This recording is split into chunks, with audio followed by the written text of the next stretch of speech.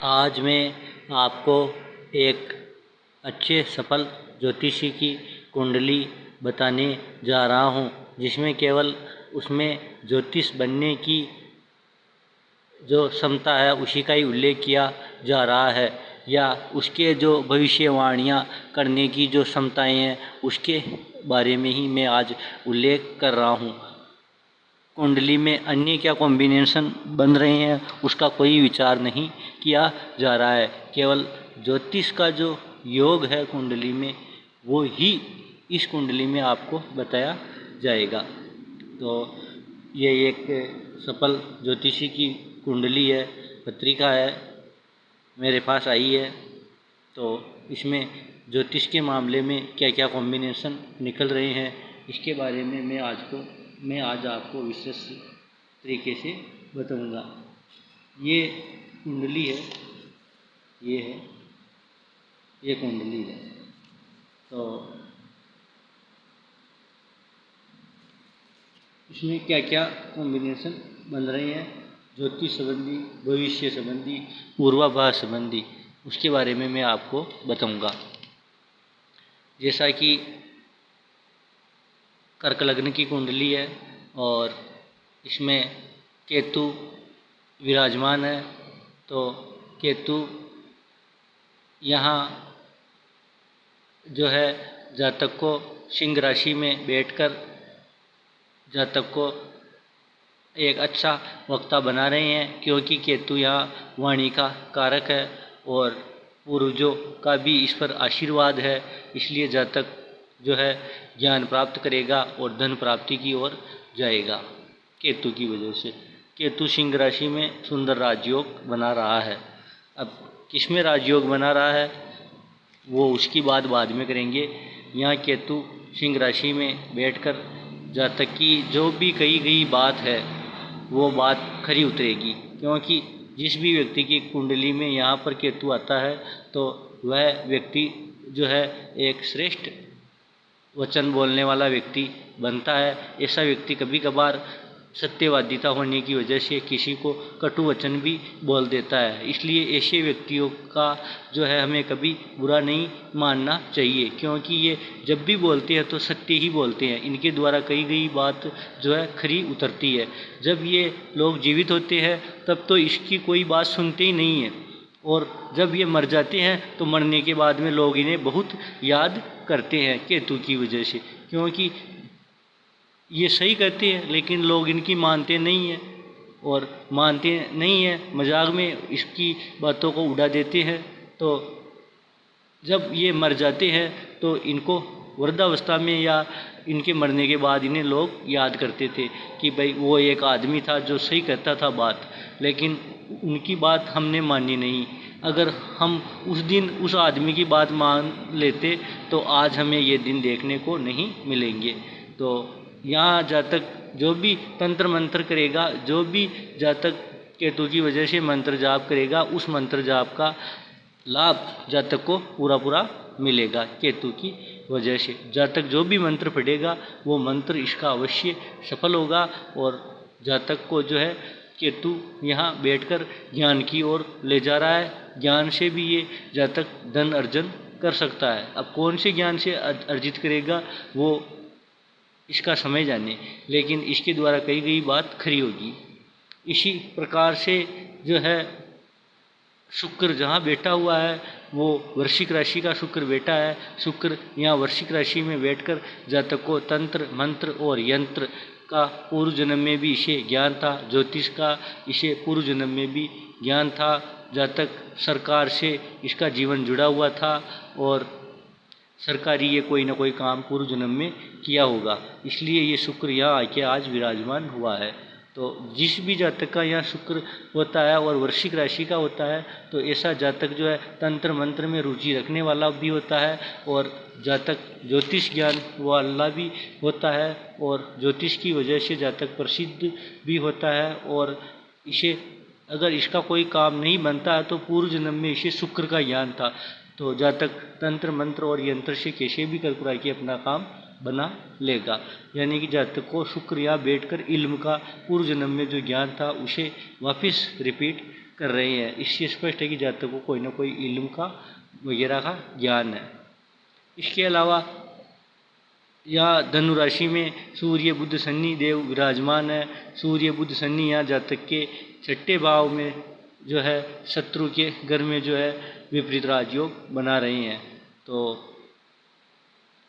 सूर्य बुध का योग जातक को गुरु की राशि में बैठकर, धनु राशि में बैठकर, उच्च का बैठकर जो है जातक को राजयोग तो दे ही रहे हैं, लेकिन यहाँ सूर्य बुध का जो योग है, जो कॉम्बिनेशन है, वह जातक को ज्ञान के क्षेत्र में उन्नति कराएगा, ज्ञान का कार्य करवाएगा, ज्ञान संबंधी नॉलेज देगा जातक को, और ऐसा जातक तंत्र मंत्र और यंत्र का धनी होगा।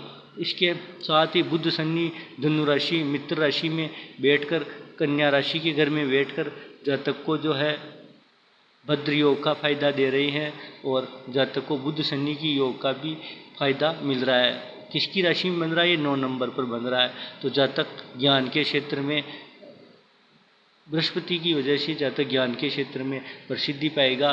सूर्य इसको प्रसिद्धि देने में सहायता करेगा, और बुध भी यहाँ जातक के कोई ना कोई सूर्य बुध मिलकर दोनों राजयोग बना रहे हैं, और बुध शनि इनको ज्ञान संबंधी, ज्योतिष संबंधी, हवन संबंधी, कर्मकांड संबंधी नॉलेज दे रही है। इसके अलावा सूर्य बुध का योग जो है इसको ज्ञान के क्षेत्र में मिल रहा है, यानी ज्ञान संबंधी ये जो है काम करेगा जातक, और सूर्य बुध की वजह से प्रसिद्ध होगा। मतलब सूर्य और बुध यहाँ पर जातक को प्रसिद्धि दे रहे हैं शत्रु ऋण रोग रिपु के घर में बैठकर। तो यह गुरु की राशि में धनु राशि का कॉम्बिनेशन बन रहा है, इसलिए जातक को जो है ज्योतिष संबंधी ज्ञान होगा। बृहस्पति से संबंधित जितने भी काम है वो नौकरी जो है जातक के लिए उपयुक्त रहेगी। और इसमें जो है जहाँ बुध बैठा हुआ है, तो इस जगह जिस भी आदमी का बुध बैठा हुआ होता है, तो उसके द्वारा कही गई बातें, लिखी गई बातें यो नहीं होती है। जातक की जो भी बात बोली जाएगी, यहाँ जो बुध बैठा है उसकी वजह से जातक की हर बात फलित होगी, सटीक भविष्यवाणी निकलेगी। तो स्पष्ट है कि यह एक ज्योतिषी की कुंडली है।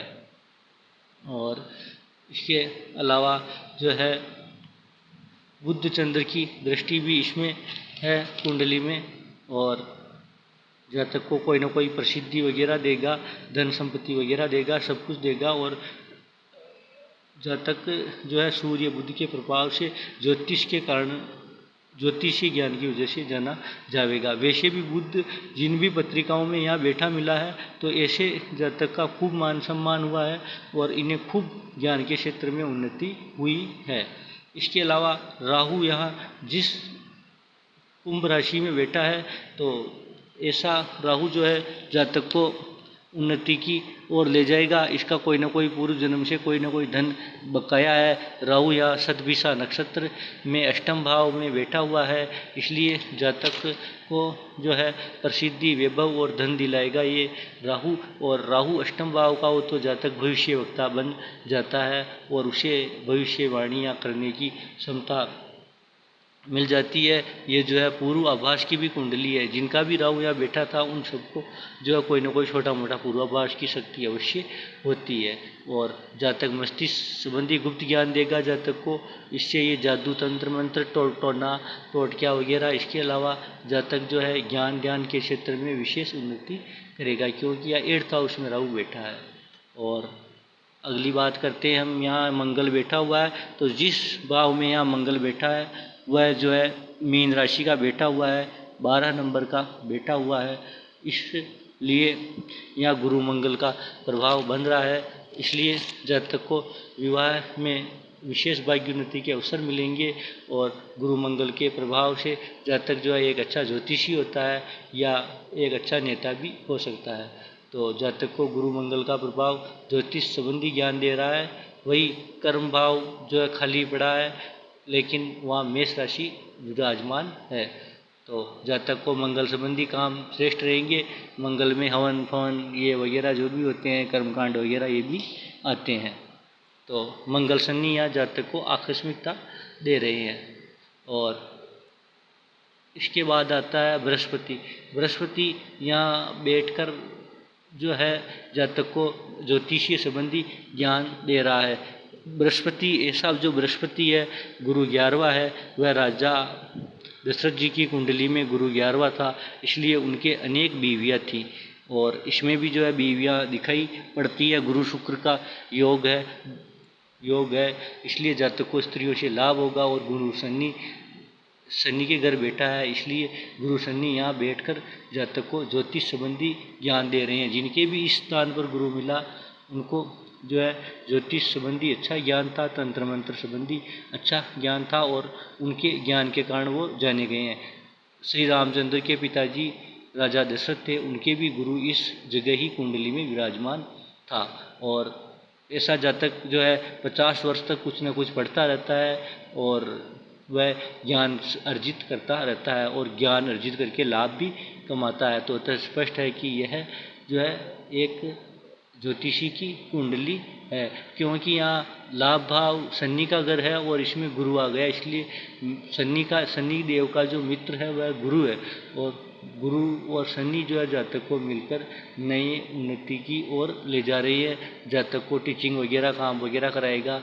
इसके अलावा ज्योतिष संबंधी काम भी जो है गुरु मंगल के प्रभाव में माफ कीजिएगा, ज्योतिष संबंधी प्रभाव भी जो गुरु शुक्र के योग में देखा गया है। इसके अलावा चंद्रमा जो प्लानेट है वह जिस स्थान पर बैठा है उस स्थान पर चंद्रमा हो तो जातक को पूर्वाभास की बहुत अच्छी शक्ति होती है। भविष्य में जो भी घटनाएं 1-2 दिन बाद में या 6 महीने बाद में या 2 साल बाद में घटेगी, तो ऐसा चंद्रमा जो है जातक को पहले से ही सूचित कर देता है कि भाई आगे ये होगा, यानी कि ये एक भविष्य वक्ता की कुंडली है। अब पक्के भविष्य वक्ता की कैसे कुंडली है, तो केतु द्वितीय भाव में है।